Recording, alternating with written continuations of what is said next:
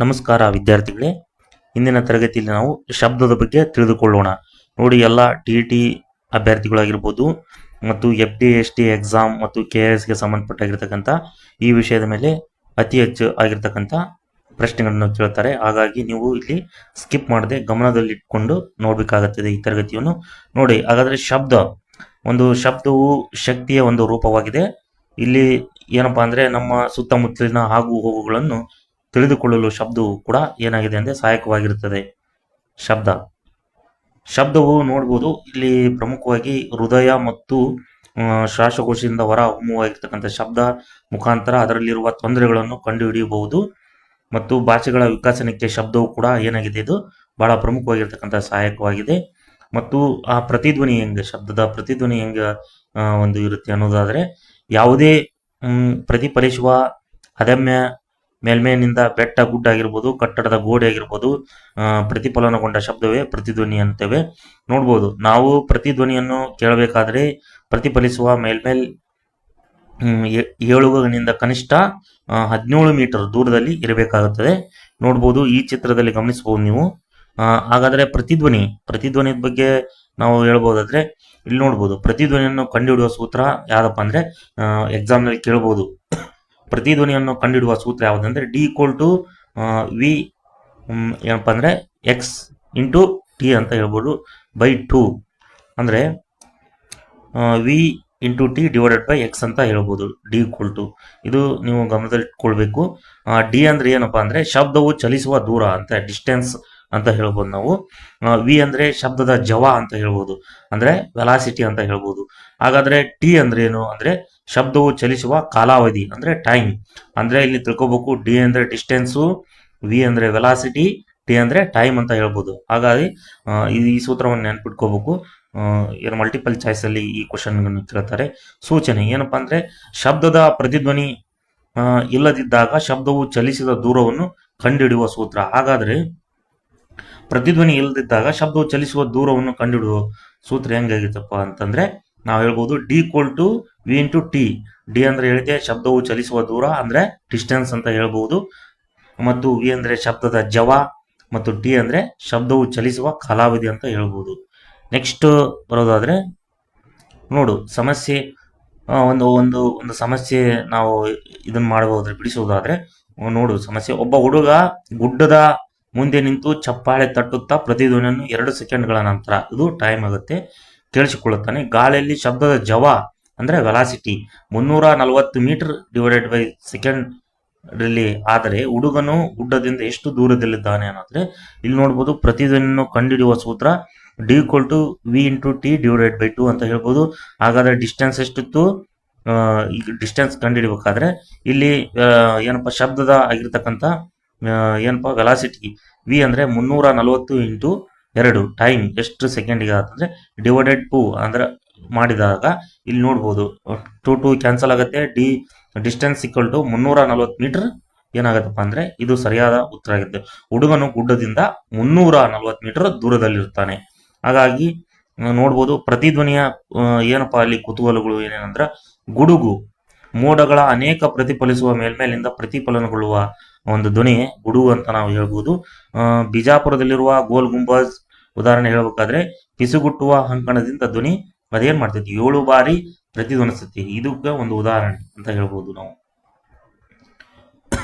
ಈ ಮತ್ತೇನಪ್ಪಾ ಅಂದ್ರೆ ನೋಡ್ಬೋದು ಪ್ರತಿಧ್ವನಿಯ ಕುತೂಹಲಗಳು ಏನಪ್ಪಾ ಅಂದ್ರೆ ನೋಡ್ಬೋದು, ಐರ್ಲೆಂಡಿನ ಕಿಲ್ಲರ್ನಿ ಬೆಟ್ಟದಿಂದ ಒಂದು ಧ್ವನಿ ಸರಿ ಸುಮಾರು 100 ಬಾರಿ ಪ್ರತಿಧ್ವನಿಸುತ್ತದೆ.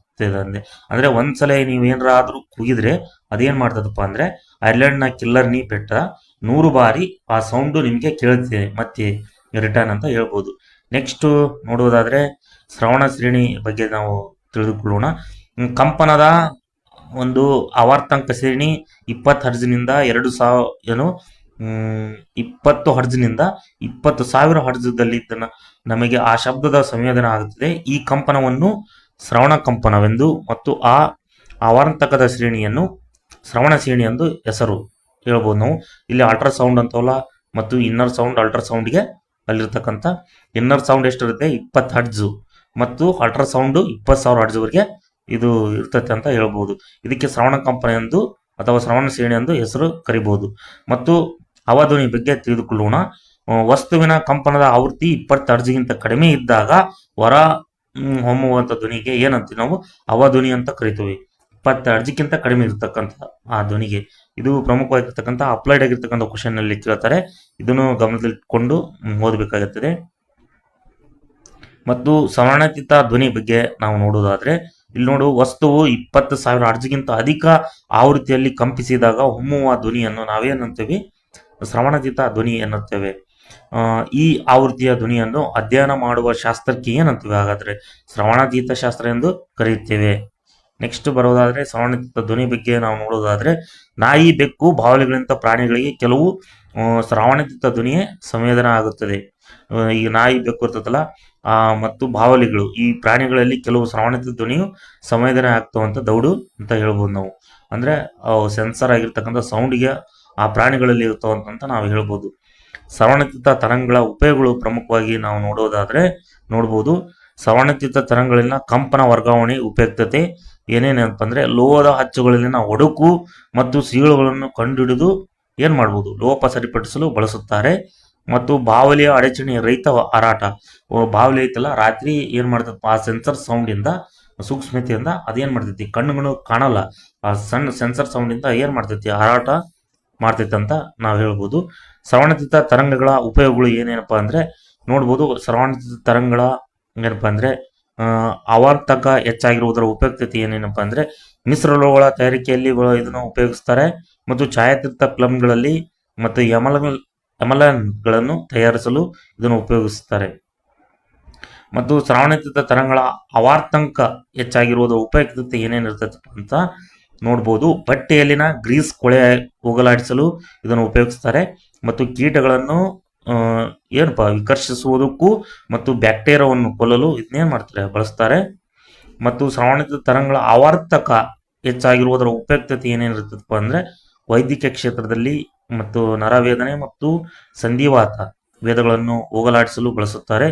ಮತ್ತು ಶ್ರವಣಚಿತ್ತ ತರಂಗಗಳ ಆವರ್ತಕ ಹೆಚ್ಚಾಗಿರುವುದರ ಉಪಯುಕ್ತತೆ ಏನೇನಾಗಿರುತ್ತದೆ ಅಂದ್ರೆ, ರಕ್ತ ಸ್ರವಿಸಿಕೆ ಇಲ್ಲದ ಏನ್ ಮಾಡ್ಬೋದು, ಶಸ್ತ್ರಚಿಕಿತ್ಸೆಯಲ್ಲಿ ಅಂದ್ರೆ ಆಪರೇಷನ್ ಅಲ್ಲಿ ಉಪಯೋಗಿಸ್ತಾರೆ. ಮತ್ತು ಪಿತ್ತಕೋಶಗಳ ಅಲ್ಲಿರ್ತಕ್ಕಂಥ ಕಲ್ಲುಗಳನ್ನು ಅದನ್ನು ಚೂರು ಆಗಿಸಿ ಹೊರ ತೆಗೆಯಲು ಏನ್ ಮಾಡ್ತಾರೆ, ಬಳಸ್ತಾರೆ. ಹಾಗಾದ್ರೆ ಸೋನಾರ್ ಬಗ್ಗೆ ನಾವು ತಿಳಿಯೋದಾದ್ರೆ, ಸೌಂಡ್ ನ್ಯಾವಿಗೇಷನ್ ಅಂಡ್ ರೇಂಜಿಂಗ್ ಅಂತ ಹೇಳ್ಬೋದು. ಶ್ರವಣಚಿತ್ತ ಧ್ವನಿಯನ್ನು ನೀರಿನಲ್ಲಿರುವ ಎರಡು ವಸ್ತುಗಳ ನಡುವೆ ಇರುವ ಅಂತರ ದಿಕ್ಕು ಅವುಗಳ ಜವವನ್ನು ಕಂಡುಹಿಡಿಯಲು ಬಳಸುತ್ತಾರೆ. ಸೋನಾರ್ ಶ್ರವಣಚಿತ್ತ ತರಂಗಗಳ ಬಳಸಿ ನೀರಿನಲ್ಲಿರುವ ವಸ್ತುವಿನ ದೂರವನ್ನು ಕಂಡುಹಿಡಿಯುವ ಸೂತ್ರ D=V/T/2 ಅಂತ ಹೇಳ್ಬೋದು. ಸೋನಾರ್ ಸಾಧನವನ್ನು ಬಳಸಿಕೊಂಡು ವಸ್ತುವಿನ ದೂರವನ್ನು ಕಂಡುಹಿಡಿಯುವುದಕ್ಕೆ ಪ್ರತಿಧ್ವನಿ ವ್ಯಾಪ್ತಿ ನಿರ್ಧಾರ ಎನ್ನುತ್ತಾರೆ. ಮತ್ತು ಸೋನಾರ್ ಸಾಧನದಲ್ಲಿ ಎರಡು ಭಾಗಗಳು ಅಂತ ನಾವು ಹೇಳ್ಬೋದು. ಒಂದು ಪ್ರೇಕ್ಷಕವು ಮತ್ತು ಒಂದು ಪತ್ತೆಕಾರಿ. ಪ್ರೇಕ್ಷಕವು ಶ್ರವಣಾತೀತ ತರಂಗವನ್ನು ಉತ್ಪತ್ತಿ ಮಾಡಿ ಅದನ್ನು ಏನ್ ಮಾಡ್ತೈತಿ, ಪ್ರಶ್ನಿಸುತ್ತದೆ. ಪತ್ತೆಕಾರಿಯ ಅವುಗಳನ್ನು ಗ್ರಹಿಸಿ ಮತ್ತು ವಿದ್ಯುತ್ ಸಂಜ್ಞೆಗಳನ್ನಾಗಿ ಮಾರ್ಪಡಿಸಿ ಅದನ್ನು ಅರ್ಥೈಸುತ್ತದೆ. ನೀರಿನಲ್ಲಿ ಶ್ರವಣಾತೀತ ಧ್ವನಿಯ ಜವ ಏನಾಗಿರುತ್ತೆ, 1.5 km/s ಆಗಿರುತ್ತೆ.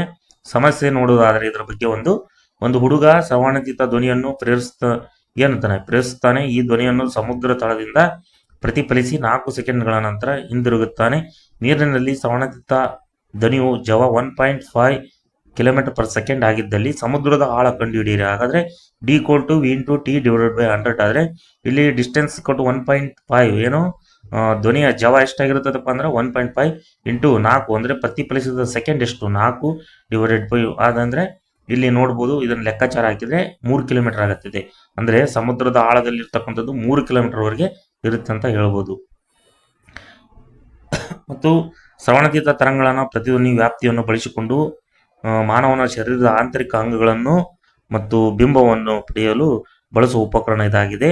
ಮತ್ತು ಮೂತ್ರಕೋಶ, ಮೂತ್ರಜನಕಾಂಗ, ಮೆದೋಜೀರಕ ಮತ್ತು ಅಂಡಾಶಯಗಳನ್ನು ಪರೀಕ್ಷಿಸಲು ಇದನ್ನು ಬಳಸುತ್ತಾರೆ. ಇವು ಎಕ್ಸ್ ಕಿರಣಗಳಿಂದ ಕಡಿಮೆ ಅಪಾಯಕಾರಿಗಳು ಆಗಿರುತ್ತವೆ. ಮತ್ತು ಶ್ರವಣಾತೀತ ತರಂಗದ ಕ್ರಮಲೋಕಗಳು ಹೆಂಗಿರ್ತವ ಆದ್ರೆ ನೋಡ್ಬೋದು. ಗರ್ಭಾವಸ್ಥೆಯ ಅವಧಿಯಲ್ಲಿ ಗರ್ಭವನ್ನು ಫಿಟಸ್ ಪರೀಕ್ಷಿಸಲು ಇದನ್ನು ಬಳಸುತ್ತಾರೆ. ಮತ್ತು ಶ್ರವಣಾತೀತ ತರಂಗಗಳನ್ನು ಶರೀರದ ನಿರ್ದಿಷ್ಟ ಸ್ಥಳಕ್ಕೆ ಗುರಿ ಇಟ್ಟು ಹಾಯಿಸಲಾಗುತ್ತದೆ. ಈ ತರಂಗಗಳನ್ನು ಶರೀರದ ಊತಕ ಮತ್ತು ದ್ರವಗಳ ಮೂಲಕ ಸುಲಭವಾಗಿ ಚಲಿಸಿ ಊತಕದ ಸಾಂದ್ರತೆ ಬದಲಾದಲ್ಲಿ ಈ ತರಂಗಗಳನ್ನು ಪ್ರತಿಫಲಿಸುತ್ತವೆ ಅನ್ನೋದು ನಾವು ನೋಡ್ಬೋದು. ಮತ್ತು ವಿದ್ಯುತ್ ಉಲ್ಲೇಖನದ ಬಗ್ಗೆ ನಾವು ನೋಡೋದಾದ್ರೆ, ಹೃದಯ ಪರೀಕ್ಷೆಗೆ ಶ್ರವಣಾತೀತ ಧ್ವನಿಯು ಬಳಕೆಗೆ ವಿದ್ಯುತ್ ಉಲ್ಲೇಖನ ಎನ್ನುತ್ತಾರೆ. ಡಾಪ್ಲರ್ ಪರಿಣಾಮ, ಹಾಗಾದ್ರೆ ತರಂಗದ ಆಕಾರ ಮತ್ತು ವೀಕ್ಷಕರ ಸಾಪೇಕ್ಷ ಚಲನೆ, ಇದರಲ್ಲಿ ತರಂಗದ ಆವೃತ್ತಿಯ ಬದಲಾವಣೆ ಭಾಸವಾಗುತ್ತದೆ. ಇದನ್ನು ಡಾಪ್ಲರ್ ಪರಿಣಾಮ ಅಂತ ನಾವು ಅನ್ಬೋದು. ಹಾಗಾದ್ರೆ ಡಾಪ್ಲರ್ ಪರಿಣಾಮ ಎರಡು ಪ್ರಕಾರದಲ್ಲಿ ಉಂಟಾಗ್ತವೆ. ಅದರಲ್ಲಿ ನೋಡಬಹುದು, ಒಂದು ಶಬ್ದದಲ್ಲಿ, ಎರಡನೇದು ಬೆಳಕಿನಲ್ಲಿ ಡಾಪ್ಲರ್ ಪರಿಣಾಮ ಉಂಟಾಗುತ್ತದೆ. ಹಾಗಾದ್ರೆ ಡಾಪ್ಲರ್ ಪರಿಣಾಮಗಳು ತರಂಗದ ಆಕಾರ ಅಥವಾ ವೀಕ್ಷಕ ಚಲಿಸುತ್ತಿರಬೇಕು ಅಥವಾ ಎರಡೂ ಸಾಪೇಕ್ಷವಾಗಿ ಚಲಿಸುತ್ತಿರಬೇಕು. ಆಕಾರ ಮತ್ತು ವೀಕ್ಷಕ ಎರಡೂ ಸಾಪೇಕ್ಷವಾಗಿ ಒಂದೇ ದಿಕ್ಕಿನಲ್ಲಿ ಚಲಿಸಿದಾಗ ಡಾಪ್ಲರ್ ಏನಾಗುತ್ತೆ, ಪರಿಣಾಮ ಉಂಟಾಗುವುದಿಲ್ಲ. ಅದು ಉದಾಹರಣೆ ಅಗ್ನಿಶಾಮಕ ಯಂತ್ರದಲ್ಲಿ ನಾವು ನೋಡಬಹುದು. ಮತ್ತು ಕೆಂಪು ಪಲ್ಲಟ ಬಗ್ಗೆ ನಾವು ನೋಡೋದಾದರೆ, ಬೆಳಕಿನ ಒಂದು ಆಕಾರವು ವೀಕ್ಷಕನಿಂದ ಹೆಚ್ಚು ದೂರ ಚಲಿಸುತ್ತಿದ್ದಾಗ ಆವರ್ತವು ಕಡಿಮೆ ಆದಂತೆ ಭಾಸವಾಗುತ್ತದೆ. ಬೆಳಕಿನ ಬಣ್ಣವು ದುರ್ಗೋಚರ ರೋಹಿತದಲ್ಲಿನ ಕೆಂಪು ತುದಿಗೆ ಪಲ್ಲಟ ಹೊಂದುತ್ತದೆ. ಈ ಪರಿಣಾಮವೇ ಕೆಂಪು ಪಲ್ಲಟ ಅಂತ ನಾವು ಹೇಳ್ಬೋದು. ಇಲ್ಲಿ ನೀಲಿ ಪಲ್ಲಟದ ಬಗ್ಗೆ ತಿಳಿದುಕೊಳ್ಬೇಕಾದ್ರೆ, ಬೆಳಕಿನ ಒಂದು ಆಕಾರವು ವೀಕ್ಷಕನಡೆಗೆ ಹೆಚ್ಚು ವೇಗದಲ್ಲಿ ಚಲಿಸುತ್ತಿದ್ದಾಗ ಆವರ್ತವು ಹೆಚ್ಚಾದಂತೆ ಭಾಸವಾಗುತ್ತದೆ. ಬೆಳಕಿನ ಬಣ್ಣವು ದೃಗ್ಗೋಚರ ರೋಹಿತದಲ್ಲಿನ ನೀಲಿ ತುದಿಗೆ ಪಲ್ಲಟ ಹೊಂದುತ್ತೆ. ಈ ಪರಿಣಾಮವೇ ನೀಲಿ ಪಲ್ಲಟ ಅಂತ ನಾವು ಕರಿಬಹುದು.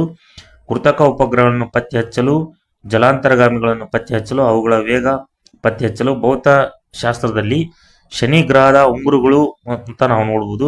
ಗ್ಯಾಲಕ್ಸಿಗಳು ಮತ್ತು ಜೋಡಿ ನಕ್ಷತ್ರಗಳು ಅಧ್ಯಯನಕ್ಕಾಗಿ ಏನ್ ಮಾಡ್ತಾರ, ಇಲ್ಲಿ ಬಳಸುತ್ತಾರೆ ಡಾಪ್ಲರ್ಗಳನ್ನು. ಇಲ್ಲಿ ಡಾಪ್ಲರ್ ಪರಿಣಾಮದ ಅನ್ವಯಗಳು, ಏನೇನು ಅನ್ವಯಗಳು ಬರ್ತವಪ್ಪ ಭೌತಶಾಸ್ತ್ರದಲ್ಲಿ ಅಂದ್ರೆ, ನಕ್ಷತ್ರಗಳ ಭ್ರಮಣೆ ಮತ್ತು ಗ್ಯಾಲಕ್ಸಿಗಳ ಜವವನ್ನು ಅಂದಾಜು ಮಾಡಲು ಬಳಸ್ತಾರೆ. ಹಾಗಾದ್ರೆ ಸ್ವಲ್ಪ ಇಲ್ಲಿ ನೋಡೋಣ. ಹಾಗಾದ್ರೆ ರೇಡಾರ್ ಬಗ್ಗೆ ತಿಳಿದುಕೊಳ್ಳೋಣ. ಜರ್ಮನ್ ದೇಶದ ಭೌತಶಾಸ್ತ್ರದಾಗಿರ್ತಕ್ಕಂಥ ಹೆನ್ರಿಕ್ ಹರ್ಟ್ಜ್ ಆವಿಷ್ಕರಿಸಿದ ರೇಡಾರ್ ರೇಡಿಯೋ ತರಂಗಗಳನ್ನು ಬಳಸಿಕೊಂಡು ಯಾವುದೇ ಜಡ ಅಥವಾ ಚಲಿಸುವ ವಸ್ತುವಿನ ದೂರ, ಎತ್ತರ ಆಗಿರ್ಬೋದು, ಭೂಮಿಯಿಂದ ಚಲಿಸಿದ ವೇಗ ಮತ್ತು ದಿಕ್ಕುಗಳನ್ನು ಕಂಡುಹಿಡಿಯಲು ಬಳಸುವ ಸಾಧನೆ ರೇಡಾರ್ ಅಂತ ನಾವು ಕರಿಬಹುದು. ಇಲ್ಲಿ ನೋಡಬಹುದು ಚಿತ್ರಗಳು, ಇವು ರೇಡಾರ್ಗೆ ಸಂಬಂಧಪಟ್ಟಿರ್ತಕ್ಕಂಥ ಮೆಟೀರಿಯಲ್ ಅಂತ ಆಗಿರ್ತವೆ. ರೇಡಾರ್ ಗನ್ ಎಲ್ಲಿ ಉಪಯೋಗ ಬಂದ್ರೆ, ರೇಡಿಯರ್ ತರಂಗಗಳನ್ನು ಬಳಸಿ ವೇಗ ಮಿತಿಯನ್ನು ಮೀರಿ ಚಲಿಸುವ ವಾಹನಗಳನ್ನು ಪತ್ತೆ ಹಚ್ಚಲು ಬಳಸುವ ಸಾಧನವೇ ರಡಾರ್ ಗನ್ ಅಂತ ನಾವು ನೋಡ್ಬೋದು.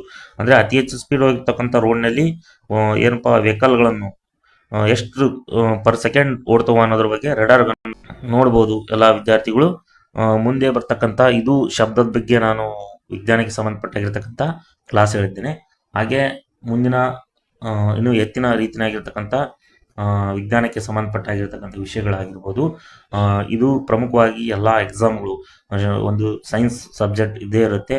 ಯಾವುದಪ್ಪ ಅಂದರೆ ಟಿ ಆಗಿರ್ಬೋದು, FD, STA ಮತ್ತು KSಗೆ ಸಂಬಂಧಪಟ್ಟಾಗಿರ್ತಕ್ಕಂಥ ಎಲ್ಲ ಎಕ್ಸಾಮ್ಗಳಲ್ಲಿ ಪ್ರಮುಖವಾಗಿರ್ತಕ್ಕಂಥ ಒಂದು ವಿಜ್ಞಾನಕ್ಕೆ ಸಂಬಂಧಪಟ್ಟ ಶಬ್ದವೂ ಕೂಡ ಒಂದು ಪ್ರಮುಖವಾಗಿರ್ತಕ್ಕಂಥ ಪ್ರಶ್ನೆಗಳನ್ನು ಕೇಳ್ತಾರೆ.